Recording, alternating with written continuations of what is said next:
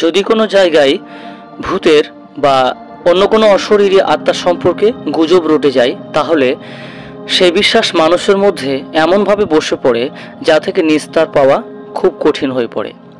বন্ধুরা, এমন একটি ঘটনার কথা আমি তোমাদেরকে শোনাতে চলেছি। আমাদের পশ্চিমবঙ্গের একটি জেলা হলো পুরুলিয়া জেলা।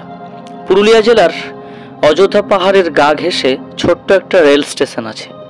স্টেশনটির চারপাশে ফাঁকা দিগন্ত বিস্তৃত জমি ও সুন্দর প্রাকৃতিক পরিবেশ রয়েছে। এই স্টেশনটির নাম হলো বেগুনকোদর। ভারতের 10টি ভুতুড়ে স্টেশনের মধ্যে বেগুনকোদর হলো একটি। এই স্টেশনটির সম্পর্কে বড় বড় নিউজ সংস্থাগুলিতে খবরও হয়েছে বিভিন্ন সময়। বেগুনকোদরের বাসিন্দাদের কথা অনুযায়ী 1967 সালে একজন রেলকর্মী অভিযোগ করেন যে এই স্টেশনটিতে একজন মহিলার আত্মাকে দেখেছেন এবং গুজব রটে যায় যে সেই মহিলা নাকি কোনো একদিন রেল দুর্ঘটনায় মারা গিয়েছিলেন। এ নিয়ে মানুষের মনে একটি ভীতির পরিবেশ তৈরি হয়েছিল। এই আতঙ্ক আরও বেড়ে গেল একটা সময়। একদিন মধ্যরাত্রে এখানে খুন হলো স্টেশন মাস্টার ও তার স্ত্রী। পরে স্টেশনের কাছ থেকে এক কুয়োর মধ্যে থেকে উদ্ধার হয় তাদের মৃতদেহগুলি, সেই স্টেশন মাস্টার এবং তার স্ত্রীর মৃতদেহ। সেই থেকে এই অশরীরী কার্যকলাপের ব্যাপারে গুজব আরও ব্যাপক হারে ছড়িয়ে পড়ে।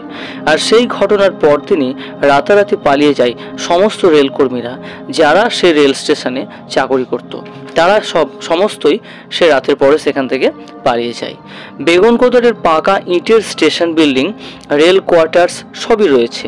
একসময় এখানে বিভিন্ন জায়গা থেকে দূর থেকে মানুষ এসে তাদের ব্যবসা করত, দোকান বসাতো এবং বাজারও বসতো। এমন এক সময় সেসব এখন অতীত ঘটনা।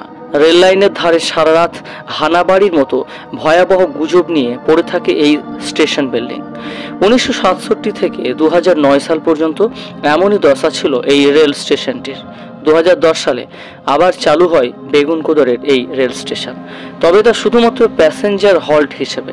পুরো স্টেশন বিল্ডিংটাকে পুনরায় সংস্কার ও রং করে পরিস্থিতি স্বাভাবিক করার চেষ্টা করা হয়, কিন্তু পরিস্থিতি এখনও স্বাভাবিক হওয়ার কোনো সম্ভাবনা খুব কম যতদিন না গুজব দূর হয়। অর্থাৎ এই যে গুজব রটে গিয়েছে, সে গুজব যতদিন না দূর হবে মানুষের মন থেকে, ততদিন মানুষ আর সে রেল স্টেশনের ধারে কাছে মারাতে চায় না। এখনও দিনের বেলায় সেখানে লোকজন দেখা গেলেও রাতে ফাঁকায় থাকে স্টেশন।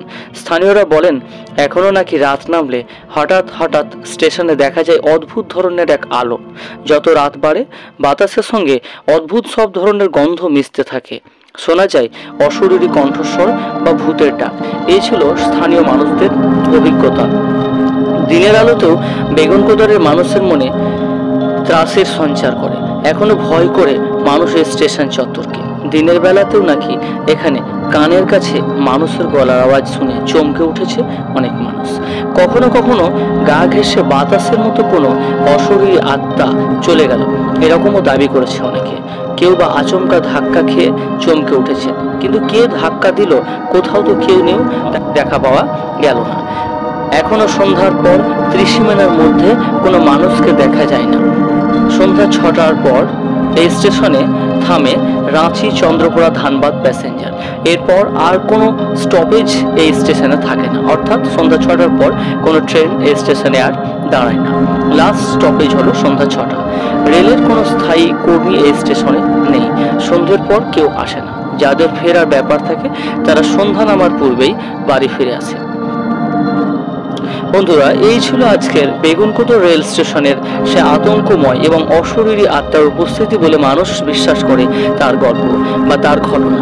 আমাদের অপেক্ষা করে থাকতে হবে যে ভবিষ্যতে ভারতীয় রেল কর্তৃপক্ষ কবে এই রেল স্টেশনটিকে ব্যস্ত করে তোলে, আবার কবে এই রেল স্টেশনটি আবার স্বাভাবিক মাত্রায় ফিরে আসে এবং মানুষের যাতায়াতের ব্যবস্থা সুগম হয়ে ওঠে।